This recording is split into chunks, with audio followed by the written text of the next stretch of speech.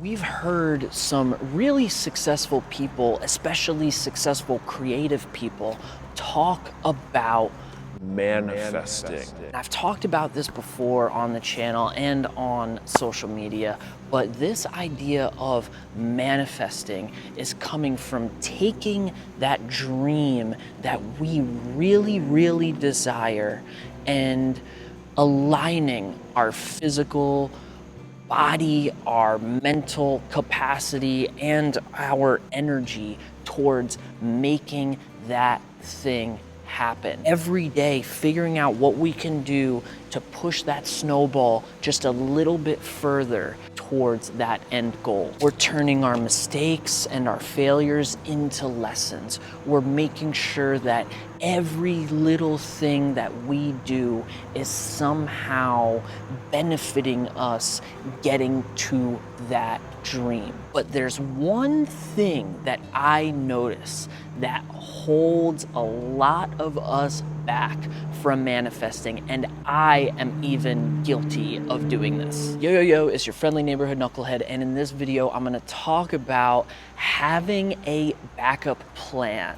Now, this is something I know a lot of creative people and even non-creative people do, is they have their one goal and where they really want to see themselves, and then they have plan B. And that plan B is like having a hole in your boat and you're pedaling out there to sea. Because as soon as we start taking energy away from plan A, we're helping plan B happen. It's like having one foot out the door. It's also a sign that we might not really fully believe in ourselves. We might not really fully believe that we could achieve that thing that we so desperately want. So to feel safe, we actually conjure up this plan B, so no matter what happens, we'll be okay. But really, it just could be stemming from us having issues committing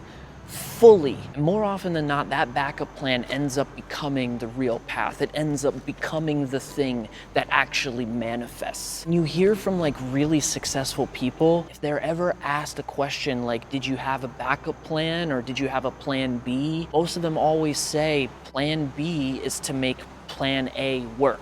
Plan B is making sure that I have everything in place to achieve what I want to achieve. We really have to have everything working for us. Everything has to be in some ways helping our dream happen.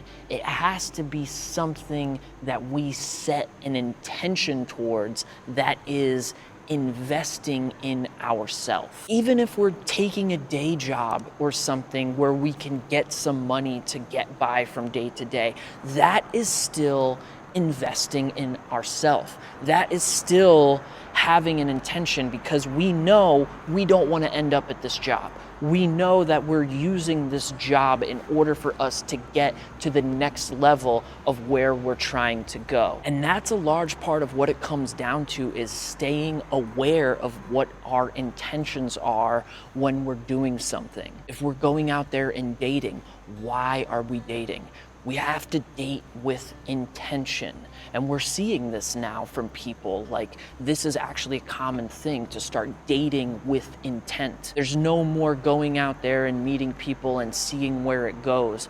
All of that is just a bunch of wasting time, because if we're all just seeing where it goes, then nobody is really going to fully invest in it going anywhere. So it won't go anywhere. But if we go out there and we say, I want to meet somebody that I want to really share my journey with, I want to really connect with on a deeper level, then most of the time that spaces out all of the people that want to see where it goes and opens yourself up to the people that we really want to attract in our life. And on a creative level, what we want to do with setting our intentions is really getting organized and setting goals for ourselves in the short run, in the long run. And in the comments, I actually put a link to a video that I made where we can really get down to the nitty-gritty organize ourselves and get back on a path towards manifesting our dreams. It's a totally free video. Otherwise, just like this video and subscribe for more updates. Hope this helped. Thank you so much for watching and stay creative.